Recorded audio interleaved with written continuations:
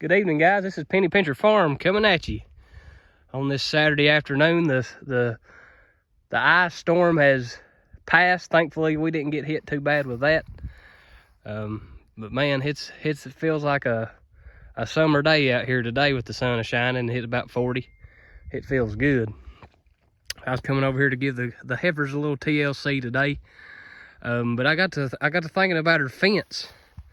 And that's a big part of a farmer's infrastructure, especially a cattle farmer, obviously, is his fence. And I grew up thinking that you had to have a 6-strand barbed wire fence or you wasn't allowed to have cows. We grew up like that.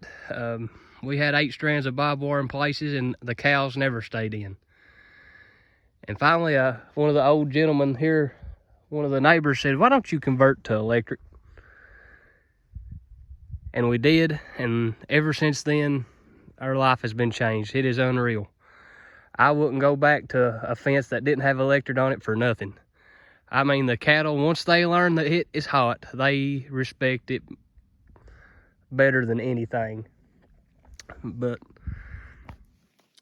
electric was a game changer. We started the electric fence before we even started the rotational grazing. And it just made all the difference in the world for the cows not getting out. But you gotta have electric fence to rotational graze. I mean, there's just no doubt about it. When you run your poly braid across your landscape, you gotta have an electric source to hook that to, so those cows will respect it. If you just run a ribbon through the pasture field without electric on it, them cows is gonna pass it up like it ain't even there. But when you put the heat on it, it really gets their attention, and like I say, we wouldn't go back for nothing. Going back, I'd say I built this fence, me and Mom and Dad, probably going on 4 years ago, I guess. And this right here, what you see is this is the perimeter fence. All the way around this farm, we have 2 strands of electric fence. Just to zoom in there. I mean, that is it. That's what keeps these cows on our farm. And like I say, since we put the electric fence up, we have had 0 trouble with cows getting out. And right here's the hay pile. You can see that. And right here is, I'll go up here to the gap that lets you actually into the farm. This is the gap that we go through every day to get to the cows, no matter where they're at. And it's just one strand. And like I say, right there's the hay pile.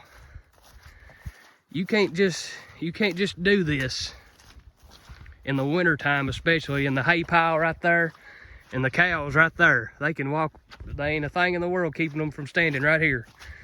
And we got their babies right there weaning them, so that's just an added temptation. We got one electric strand that goes across this gap right here.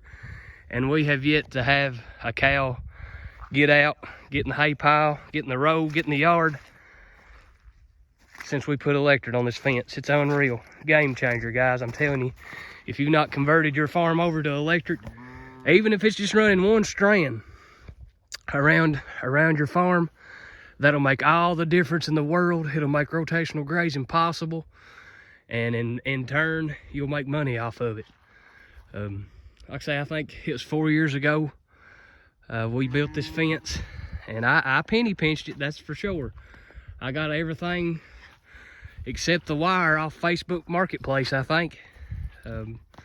Fence posts, insulators, and all I got off Facebook Marketplace. The only thing we bought was the 15 gauge wire from Tractor Supply, I think, was the only thing that didn't come from Facebook. But I think we ended up fencing in this 60-acre farm for less than $800. I mean, you couldn't buy the metal post right now for $800 to go around this farm, much less anything else that involves fencing. But I guess you could say that's our topic today, is fence.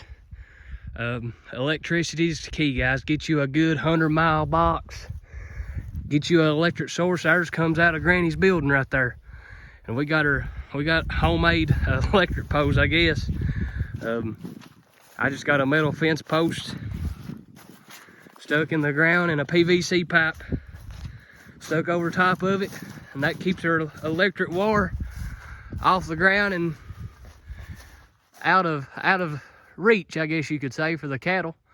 At the time we put this up, I didn't have this fence right here, so we had to run it all the way to the barn and down to hook onto our fence. So I can't take credit for this either. The neighbor showed us this little trick too. Like I say, just putting the PVC pipe on top of a fence post and wiring it up. That way you wire a stick up there.